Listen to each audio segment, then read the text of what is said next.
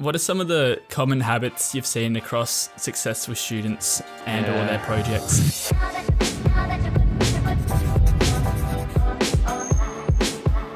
Welcome. This is part 2 of the conversation with Chris Morley. If you haven't seen the first episode, I highly recommend you go back and watch that before getting through this one. Otherwise, let's get straight into it. So I want to move on to your work with the uni. Yeah, let's do it. So what does your work with the uni actually involve? Okay.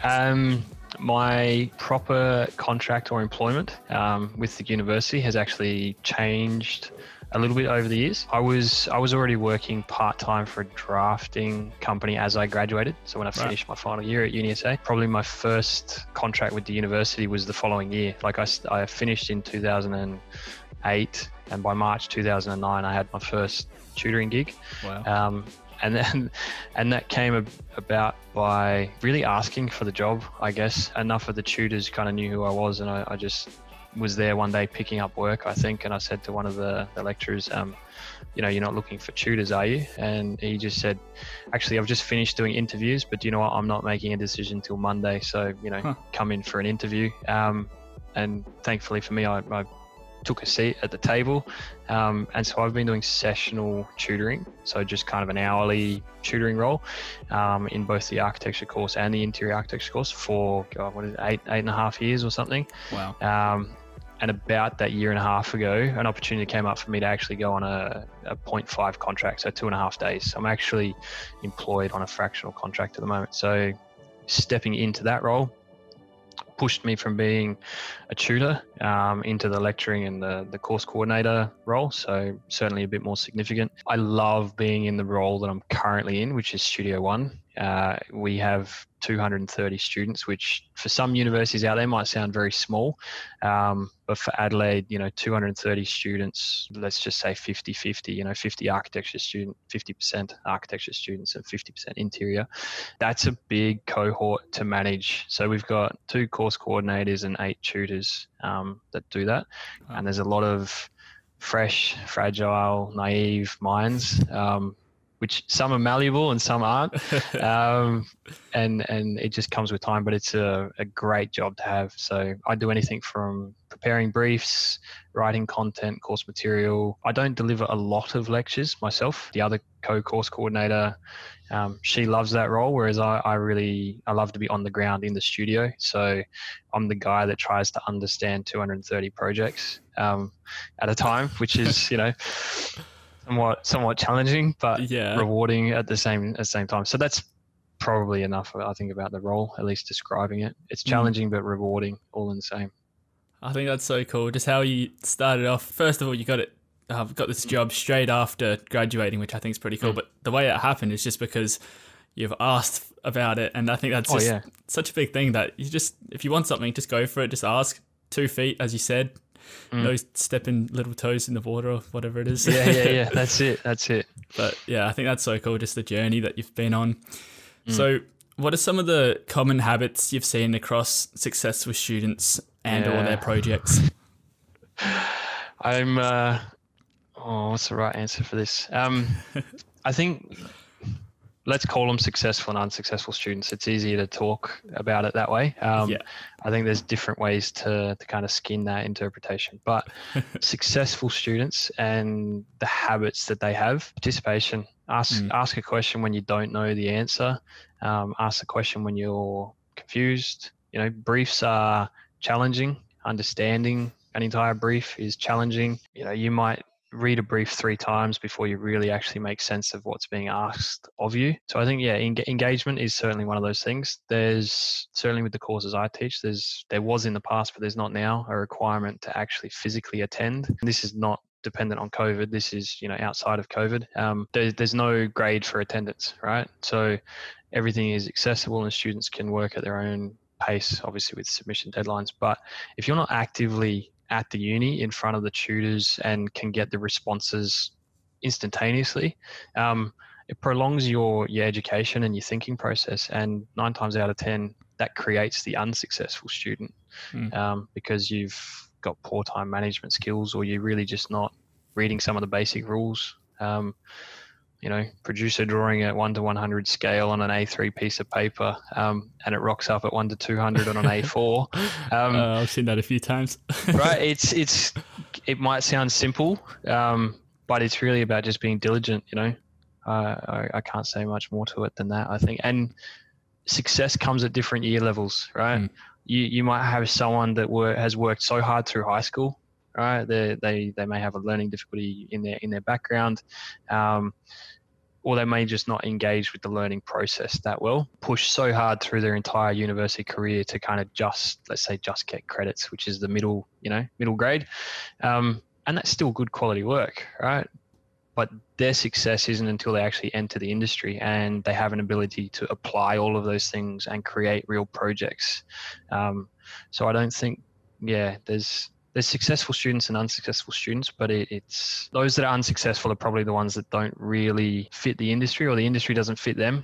They need to be aligned to design, but maybe in communications or illustration or arts or something else off to the side, not necessarily an architect. Yeah, it's definitely a lot of criteria to have to be an architect. It's not just be artistic or something like this, but no. You mentioned that this is a bit off topic, so I just want to quickly chuck it out there.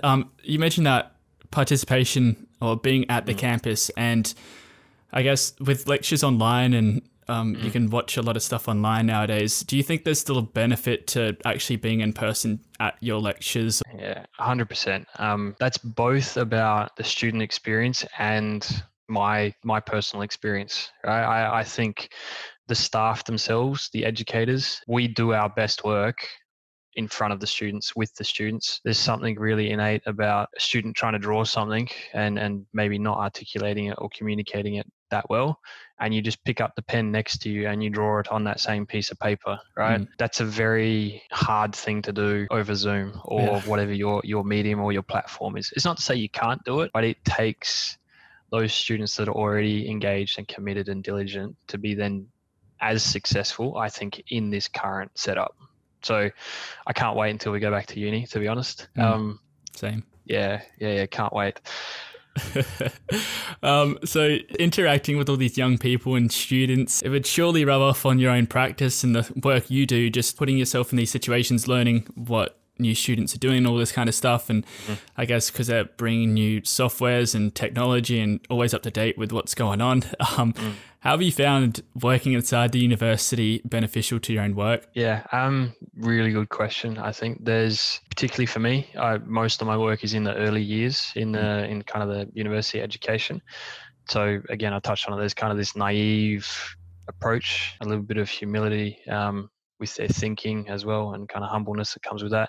So there's not really the confines maybe of some of the restrictions that the industry puts on a project, or some creative thinking, whether or not it's budget or brief or constructability and things like that. So when you have that freedom of thinking, for me, it absolutely rubs off. It reminds me to not be too blinkered, to make sure you're always saying, what if to your own concepts. And I know we're going to get to it, but, being as a sole practitioner, being inside your own head sometimes is quite it doesn't expose your work properly. I guess you think it's a good idea, and therefore it is a good idea because there's no one cross-checking it. So certainly by being able to go into the university environment, hear these free, fun-flowing concepts, it then gets you to double check your own work and give you a new perspective. So I've certainly borrowed some conversations and thoughts that have been had, and they've worked out pretty well in some real projects. So credit to the students that have contributed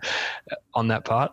Yeah, that's so cool to hear. Just the technology side of things. Look, we move in a pretty fast-paced world. I'm probably at a happy medium with the level of software that I use and the complexity and the abilities that it gives me. So I work inside Revit. I use Enscape because it's a quick rendering engine. Through that, I rarely stay in SketchUp now, and that's only because with my own practice, there's value in me putting things into Revit quite quickly in terms of documentation for later stages. So I'm pretty comfortable. Rhino is one of those things that I would love to explore. I had a bit of fascination with some parametric modeling in my early years at uni, but really kind of just profession and the drive for residential architecture didn't really take me into that space. I think that's more commercially tuned. So I'm comfortable with where I am. I'm not afraid to pick up a new piece of software and give it a go. But yeah, use the tools that work for you, I guess. And don't forget to draw. Don't forget to draw. That's a big one. Yeah. So many students nowadays. I just say, like, one of my mates at uni was just we got handed a brief, and just straight away he's on Revit, just starting to like model it. I'm just like, you don't even know what the client's wanting or what the teachers want yet, and he's just like, yeah, but it's just an easy way to conceptualize stuff. I'm like, yeah, but pencil and I know, pencil. Yeah, no, and don't get me wrong, I definitely start pen to paper. And practice wise, you need to be able to draw regardless of your ability, right? In your let's say preciseness or accuracy in your drawing. You need to be able to do that in front of a client. You have to be able to communicate really quickly, and drawing on site is the best way to do it. You can't carry around a computer with you all day. I know we're getting close to that in terms of tablets and stuff, but yeah, I think there's a richness in the drawing. So I don't want to lose that. Yeah, definitely not. So yeah, moving on, there's a lot of students I speak to that get upset when they receive a lower grade than they expected. So what advice would you have for these students to ensure they keep moving and not let this discourage them? Yeah. I was going to say lots of different answers there. Most of the time, it's unfortunate. Most of the time, let's say a bad grade or a lower grade than what they're expecting, they normally get those because they haven't done something that was fundamental to the brief. All right, or kind of the submission requirements. And some universities will do this and some don't, but naming your files and submitting them correctly. If you're asked for a PDF of a certain page size, submit it that way rather than giving a JPEG photo that you took from your camera on your phone. Like, do those things that are kind of the easy ticks in the boxes, and don't leave those to the last minute. Just make sure they're accounted for.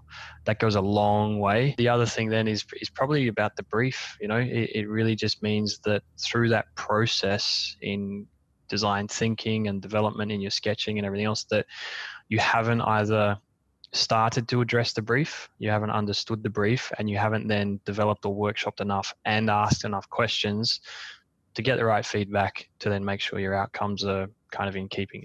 And most of it, the bad grades, they're because people haven't listened. It's not because there's not a richness to the work or the concept or the thinking. Sometimes it really is just haven't listened. And design itself is subjective. So I think credit to, at least UniSA, because I know it inside out, is that in the marking criteria with a lot of the stuff that we do, the design components, like the explicit design components, they're kept out of the marking criteria because they are subjective, right?